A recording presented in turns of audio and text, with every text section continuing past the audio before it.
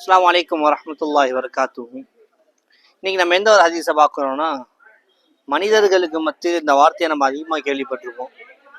எனக்கு ஒருத்தன் வாக்கு தந்தான், அந்த வாக்குக்கு மாறு செஞ்சிட்டான், என்னை ஏமாத்திட்டான்னு சொல்லி ஒரு சில விஷயத்த மனிதர்கள் சொல்லி நம்ம பார்த்துருப்போம். சரி, இந்த ஏமாற்றுறதை பற்றி ரசூலுல்லாஹி ஸல்லல்லாஹு அலைஹி வஸல்லம் சொல்லியிருக்காங்கன்னு பார்த்தா, ரசூலுல்லாஹ் ஹதீஸ்ல சொல்றாங்க, மன் கஸ்ஸ ஃபலைஸ மின்னா, யார் ஏமாற்றுகிறாரோ அவர் நம்மை சார்ந்தவர் அல்ல என்பதாக ரசூலுல்லாஹ் சொல்றாங்க.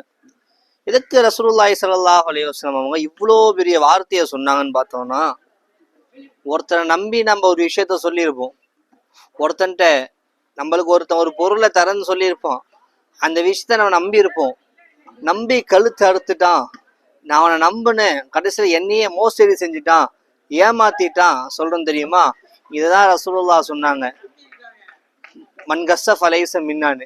ஆக வரக்கூடிய காலத்துல ஒரு சில விஷயம் நம்மள்ட்ட இருக்கிறதுனால நம்முடைய வாழ்க்கையுடைய அசலியத்தை அடிபடுது நம்ம வாழ்க்கையில. ஆக இந்த ஒரு சில விஷயம் நம்ம வாழ்க்கையை விட்டு போனுச்சுன்னு சொன்னா அல்லாஹ் ரஹ்மானுடைய பொருத்தம் நம்மள்ட்ட வரும். ஆக வரக்கூடிய காலத்தில் ஏமாற்றக்கூடிய பழக்கம் நம்மிடம் இருந்தால் அந்த பழக்கத்தை அல்லாஹ் ரஹ்மான் நம்மிடமிருந்து நீக்கக்கூடிய பாக்கியத்தை தர வேண்டும். அஸ்ஸலாமு அலைக்கும் வரஹ்மத்துல்லாஹி வபரகாத்துஹு.